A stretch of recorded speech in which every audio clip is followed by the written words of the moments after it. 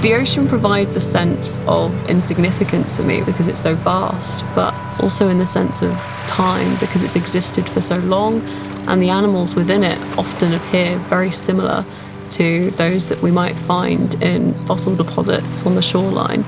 And you can go diving just off where you found a fossil of something and see that it exists today in a very similar form, and I think that's very humbling.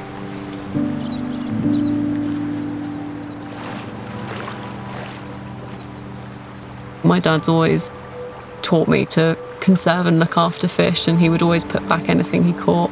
And I think this general sort of admiration for fish has followed me through my career.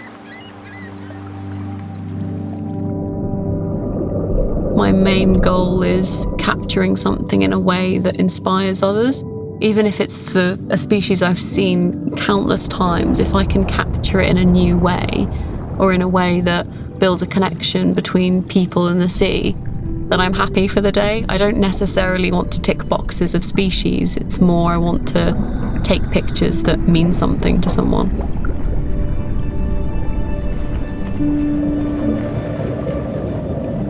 Seagrass is, from a diver's perspective, it's beautiful. It's in shallow water, there's lots of available light, and it's just a very scenic environment to be in.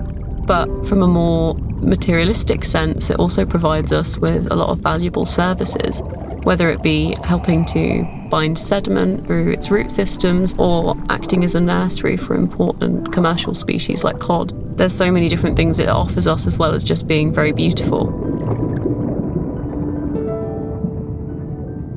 Visibility can be questionable sometimes, but it's often a product of just how vastly productive things are, especially in the springtime when we have May bloom. From that comes a diversity of different life forms, whether it be large whales or dolphins or smaller filter feeders. It really does support a vast amount of life.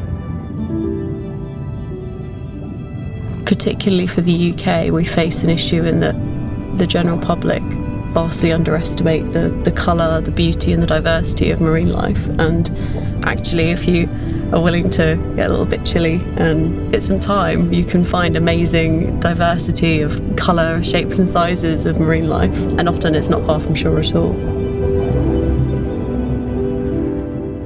I don't think I've ever done a dive and not seen some form of human impact, unfortunately.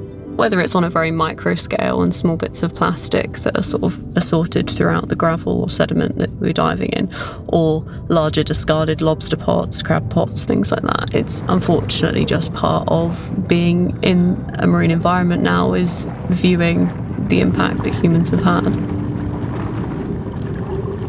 As part of the wonder of diving is that you're getting to experience this almost alien realm. So when you see such abundant evidence of it being impacted by humans, it's heartbreaking, and sometimes you see it in quite direct ways, whether it's animals entrapped or showing signs of damage because they're still carrying around bits of line, or it's variable, but it's evident no matter where you go.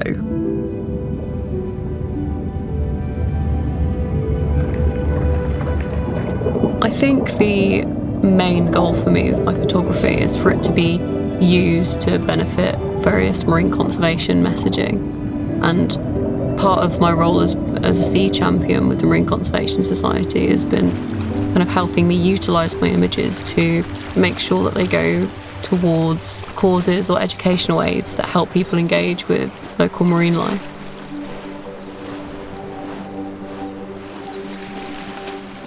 What our grandparents would remember of the ocean is much more rich and vibrant than what our children might remember, and their changes throughout their lifetime.